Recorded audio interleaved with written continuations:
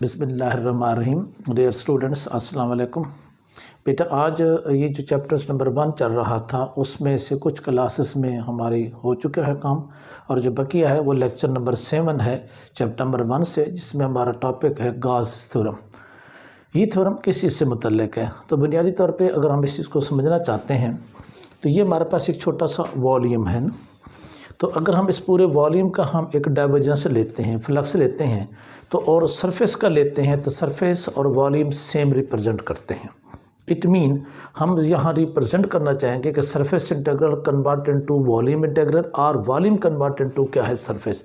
तो फिजिकली हम दोनों को सेम शो करना चाहते हैं। तो आज के इस टॉपिक में सबसे पहले हम डेफिनेशंस की तरफ आते हैं। स्टेटमेंट है गॉस थ्योरम की, the surface integral of the vector V taken over a close surface is equal to volume integral of the divergence V taken over the volume enclosed by this क्या होगा, surface. Statement ये कहना चाहता है कि अगर हम इस पूरी सरफेस का इंटेग्रल लें, ठीक है, ओवर ए क्लोज सरफेस के ऊपर, तो वो बराबर होगा उस इंटेग्रल के जो बेसिकली डाइवर्जेंस ऑफ वेक्टर्स होगा, ठीक है। और वो वार किस पे लेंगे? Over a close volume. It means कि हम इस कंसेप्ट में इस्तेमाल करते हैं कि surface integral of the vector V taken over a close surface. ये सरफेस इंटीग्रल है। सरफेस इंटीग्रल मीन्स सरफेस को काउंट कर रहा है, सरफेस को कलेक्ट कर रहा है। Is equal to the volume integral of the divergence of V. तो जो वी है उसका डाइवर्जेंस का वॉल्यूम इंटीग्रल लेंगे तो वो उस सरफेस की क्या होगा, बराबर होगा। मैथमेटिकली हम इसे कैसे लिखेंगे? हम लिखेंगे वी डॉट डी ए यानी surface integral, then integral divergence of V D V in this. इसको मैथमेटिकली ऐसा भी लिख सकते हैं, डेल डॉट क्या होगा, वी। तो ये हमारे पास एक छोटी सी क्या होगी, रिप्रेजेंटेशन मैथमेटिकली। फिजिकली इसकी क्या सिग्निफिकेंस है तो अभी मैंने जिक्र कर दिया है। It is the relation which change the surface integral into volume integral और वॉल्यूम इंटीग्रल कन्वर्ट इनटू क्या है, सरफेस। यानी वॉल्यूम इंटीग्रल से सरफेस इंटीग्रल और सरफेस वॉल्यूम इंटीग्रल के अंदर जाने के लिए हम इस जो है थ्योरम का क्या करते हैं, इस्तेमाल करते हैं। अब हम ज़रा इस पॉइंट को समझते हैं। बेटा, ये जो बोर्ड है हमारा, फ़र्ज़ करें ये पूरी की पूरी एक वेक्टर्स फील्ड है। इस वेक्टर फील्ड के अंदर हमने मुख्तलिफ छोटी छोटी सरफेस बनाई हैं, उस छोटे छोटे एलिमेंट बनाए हैं। उनमें से एक स्मॉल एलिमेंट है जिसका वॉल्यूम हमारे पास है डी वी और जिसकी डायमेंशंस है डी एक्स, डी वाई और क्या है, डी जी। यानी consider a small volume elements D V equal to D X, D Y and D Z. यानी ये हमारे पास क्या है, एलॉन्ग जी डी जी है, ये एलॉन्ग एक्सिस क्या है, डी एक्स है, ये एलॉन्ग एक्सिस क्या है, डी वाई है, और इस पूरे वॉल्यूम को हम क्या कहते हैं, डी वी कहेंगे। इसके अंदर एक वेक्टर जो इसका नाम है वी, जो कि वेक्टर फील्ड है, इसके अंदर ज़ाहिर हर पॉइंट टू पॉइंट एक वेक्टर होगा। उस वेक्टर को हम किससे रिप्रेजेंट करते हैं, वी से। बेटा, इस वेक्टर वी के 3 कंपोनेंट होंगे, along X axis, along Y axis, along Z axis. ये वो 3 कंपोनेंट है जिसका जिक्र हमने यहाँ कर दिया। अब हमने इसका मालूम क्या करना है, डाइवर्जेंस। तो बुनियादी तौर पे ये डाइवर्जेंस क्या है, वो कहता है कि इसमें फ़र्ज़ करें इधर से कोई लोग इंटर होते हैं या कोई चीज़ इंटर होती है अंदर और दूसरी तरफ से बाहर चली जाती है, तो जो वॉल्यूम के अंदर का फ्लक्स होगा और जो सरफेस का फ्लक्स होगा वो सेम होंगे। इस कैलकुलेशंस में हम आते हैं डाइवर्जेंस ऑफ वी के ऊपर। ये मैथमेटिकली डाइवर्जेंस ऑफ वी बराबर होता है पार्शियल वी एक्स और partial X, partial V Y और partial Y, partial V Z over क्या होगा, पार्शियल जी। ये हमारे पास डाइवर्जेंस का बेसिक फार्मूला है।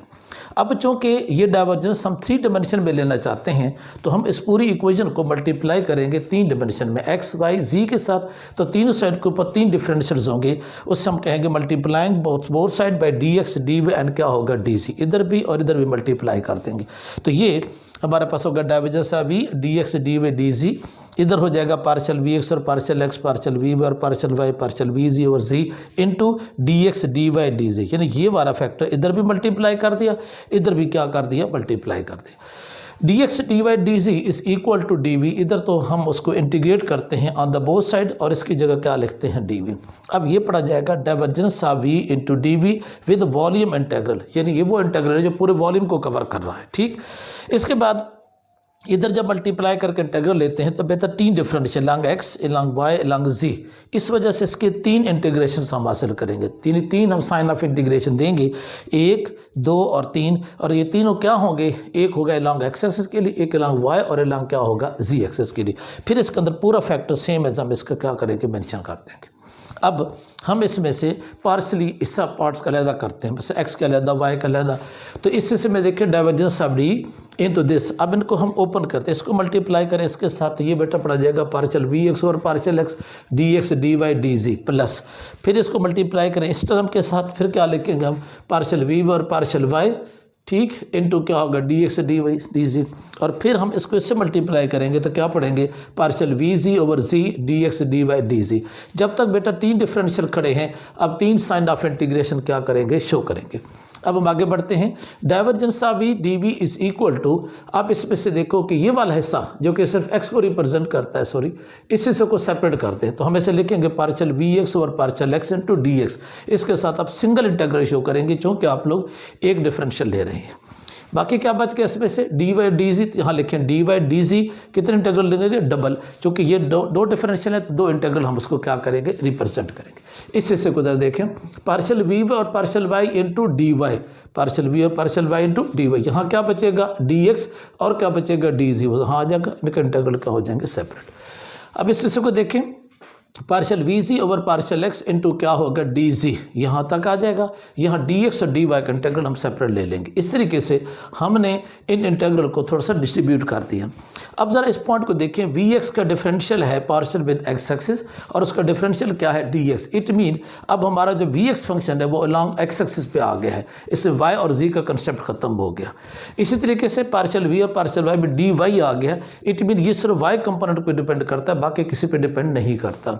पार्शियल वी जी और पार्शियल जी लॉन्ग डी जी है, इट मीन सिर्फ जी पे डिपेंड कर और किसी पे डिपेंड नहीं करता। तो क्लियर ये हुआ कि जो वी एक्स है, वी वाई है और वी जी है, it is the function of X Y and Z, not other, किसी और के फंक्शन नहीं है। यही वजह है कि हम इन पार्शियल डेरिवेटिव को किससे रिप्लेस कर सकते हैं, कंप्लीट डेरिवेटिव से, क्योंकि पार्शियल डेरिवेटिव उस वक्त लेते हैं जब एक मजमूआ मौजूद हो, उसमें से कुछ हिस्से को हम काउंट कर रहे हों, बाकी हिस्से को हम छोड़ रहे हों, तो फिर पार्शियल लेते हैं।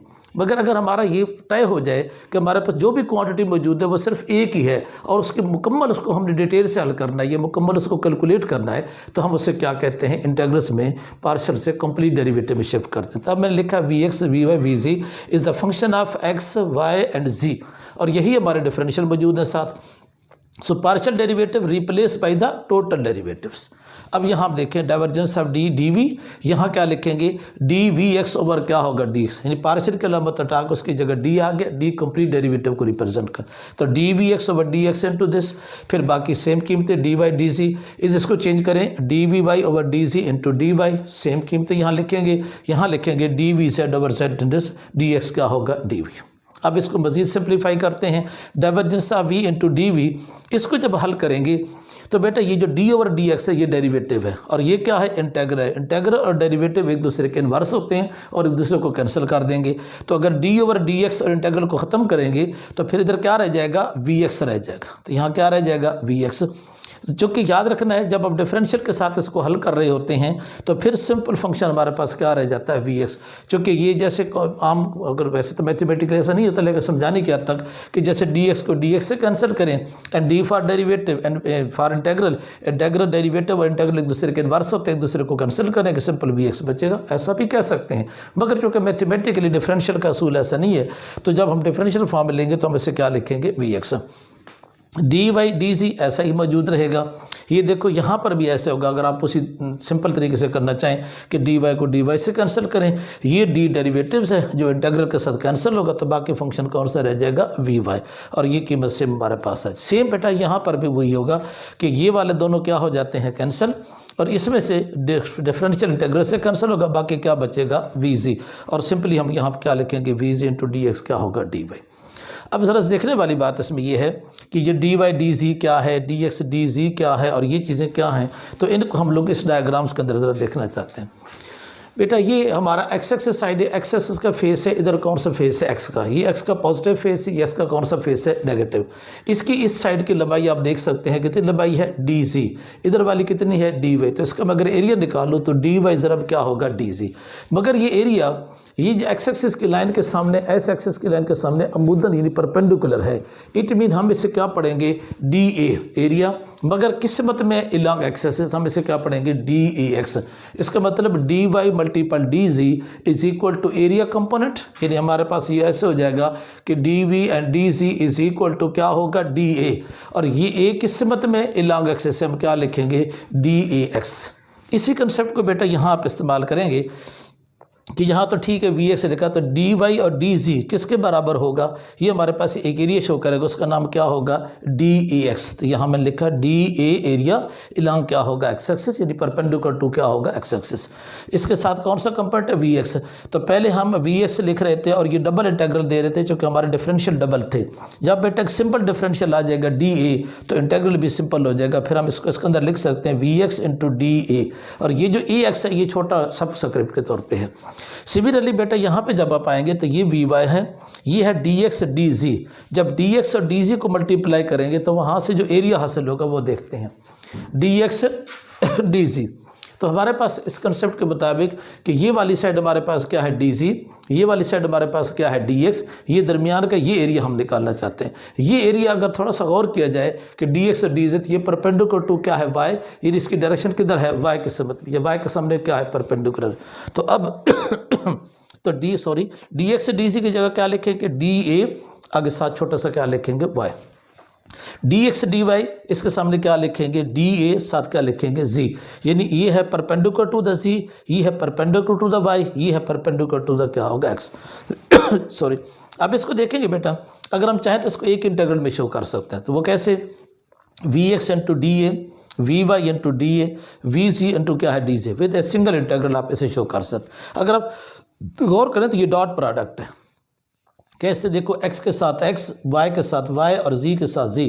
इसका मतलब है ये बेसिकली डॉट प्रोडक्ट है। इसको हम इस फॉर्म के अंदर भी लिख सकते हैं कि divergence of v D V, वो वाली मेरी कीमत, और इसको क्या लिखेंगे v डॉट डी ए। अब v के 3 कंपोनेंट होंगे, कौन कौन सा, x y z। D A के कितने कंपोनेंट होंगे, x y z। जब इनका डॉट लेंगे तो x x के साथ मल्टीप्लाई होगा तो ये आंसर, वाई वाई के साथ मल्टीप्लाई होगा तो ये आंसर, जी जी के साथ मल्टीप्लाई होगा तो ये आंसर। इट मीन हम इसको इस फॉर्म के अंदर लिख सकते हैं, यही हमारा वो। अब इसमें थोड़ा सा ऐसे करते हैं कि ये एक्सप्लेन कर देते हैं कि ये जो डी वाई और डी जी है ये क्या है, ये बेसिकली डी ए एक्स है। क्या मतलब इसका, इसका मतलब है कि डी वाई डी जी इस साइड को कहता है, इसका नाम है डी वाई, इसका नाम है डी जी। तो इस पूरे एरिया को क्या पड़ेगा डी ए। ये एरिया जो कि एक्स एक्स के सामने परपेंडिकुलर है, इसलिए हम इसे क्या लिखेंगे डी ए एक्स, और आगे हमने लिखा एरिया परपेंडिकुलर टू द क्या होगा एक्स एक्सिस। सिमिलरली बेटा डी एक्स डी जी को हम क्या लिखेंगे डी ए वाई, क्या लिखेंगे डी ए वाई, और इसके अंदर क्या होगा which is the perpendicular to the क्या होगा Y axis. D E Z क्या होगा विच इज़ परपेंडिकुलर क्या होगा जी एक्सिस। अब इस पूरे कंसेप्ट के मुताबिक हमने उस पॉइंट को ऊपर शो कर दिया। तो क्लियर ये हुआ कि divergence of V over the volume integral is equal to किस इसके बराबर होगा वी डॉट डी ओवर क्या होगा सरफेस इंटीग्रल। तो वॉल्यूम इंटीग्रल किस में कन्वर्ट होगा सरफेस में, और सरफेस किस में कन्वर्ट होगा वॉल्यूम के अंदर। अच्छा, अब थोड़ा फिजिकल पॉइंट ऑफ व्यू समझते हैं कि है क्या चीज़। बेटा ये हमारे पास फ़र्ज़ करें एक रूम है, फिर दूसरा रूम है, फिर तीसरा रूम है, फिर ऐसे 4 रूम है। एक लोग इधर से दाखिल होते हैं इस रूम के अंदर, फिर वो इस रूम से निकल के दूसरे रूम में जाते हैं, फिर इस रूम से अगले रूम में जाते हैं, फिर इस रूम से अगले रूम में जाते हैं, और फिर यूँ चले जाते हैं। अब ज़रा गौर कीजिएगा कि यहाँ से लोग जो दाखिल हुए थे वो फ़र्ज़ कर 3 लोग थे, उन 3 लोगों का यहाँ भी आउट हो रहा है। इट मीन ये किनारे के ऊपर जो निकल रहे इसे कहते हैं सरफेस इंटीग्रल, इसे कहते हैं सरफेस फ्लक्स। अब जो इनसाइड फ्लक्स हुआ है कमरे एक कमरे से दूसरे कमरे में, उसका क्या रिजल्ट आ रहा है, तो ज़रा समझिएगा बेटा। जिस कमरे से वो निकल रहे हैं वो आउटवर्ड फ्लक्स है, मगर दूसरे कमरे में दाखिल हो रहे हैं तो वो इनवर्ड फ्लक्स है। आउट और इनवर्ड को ऐड करेंगे रिजल्ट 0 आ जाएगा। इन दोनों को ऐड करें रिजल्ट क्या हो जाएगा 0, इन दोनों को ऐड करेंगे रिजल्ट क्या होगा 0। इट मीन एक कमरे से दूसरे कमरे के अंदर दाखिल होने का जो अमल है वो एक दूसरे के नेट फ्लक्स को क्या कर देता है 0। लिहाजा यहाँ कोई डाइवर्जेंस का कंसेप्ट हमारे पास नहीं होगा। इट मीन वॉल्यूम के अंदर जो कुछ भी होगा वो फिजिकली किसके बराबर होगा सरफेस के, क्योंकि इनसाइड इट जो कुछ भी हो रहा है वो एक दूसरे को क्या कर देता है कैंसिल। तो हम इसके मुताबिक क्या कहते हैं कि surface integral is equal to volume integral, यानी वो जो सरफेस की वैल्यूज होती है वो अंदर वाले वॉल्यूम को भी कवर करती है, क्योंकि वॉल्यूम के अंदर जो कुछ भी हो रहा है वो एक दूसरे को क्या कर देता है कैंसिल। नतीजतन सरफेस का रिजल्ट ही वॉल्यूम का रिजल्ट साबित होता है। इस वजह से इस थ्योरम के अंदर ये समझाने की कोशिश की गई है कि अगर हम सरफेस इंटीग्रल में खड़े हैं तो वॉल्यूम में जा सकते हैं, वॉल्यूम के अंदर खड़े हैं तो सरफेस में जा सकते हैं, बोथ आर सेम। क्योंकि बुनियादी तौर पे ये जो डाइवर्जेंस का अमल है, जिस फ्लो का अमल हम कह सकते हैं, वो उन दोनों के ऊपर बेस कर रहा है, जिसको हम लोग एक तरफ सरफेस कह रहे हैं और दरमियान में जो वॉल्यूम है वो एक दूसरे के इफेक्ट को कैंसिल करके रिजल्ट सरफेस के क्या शो करता है बराबर। तो ये था आज का हमारा टॉपिक गाउस थ्योरम। कल इंशाल्लाह मिलते हैं नेक्स्ट टॉपिक के साथ। अल्लाह हाफिज़।